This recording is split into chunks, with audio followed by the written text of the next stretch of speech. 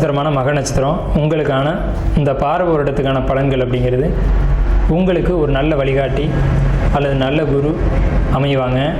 அவங்கள சரியானபடி பயன்படுத்திக்கோங்க. அவங்க மனசு நோகும்படியோ வருத்தப்படும்படியோ நடந்துக்காதீங்க. ஏற்கனவே இப்படி உங்களுக்கு சில பிரச்சனைகள் ஏற்பட்டிருக்கலாம், அதனால தான் நம்ம மென்ஷன் பண்ணி இங்கே சொல்கிறோம். உடல் உபாதைகள் ஏற்படும். குறிப்பாக இடுப்பு கால் வலி அப்படிங்கிறது வரும்.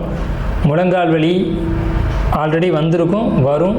இப்போ இடுப்பு வலி வரும், அல்லது இடுப்புக்கு மேலே கழுத்து வரைக்குமான வலிகள் ஏற்படலாம். அந்த வலிகளுக்கான சரியான காரணங்கள் தெரியாமல் தடுமாறுவீங்க. ஸோ இதனால் இந்த பிரச்சனை வந்தது அப்படின்றது உங்களுக்கு தெரியாது. அடிவயிறு வயிறு சம்மந்தப்பட்ட பிரச்சனைகள் ஏற்படும்.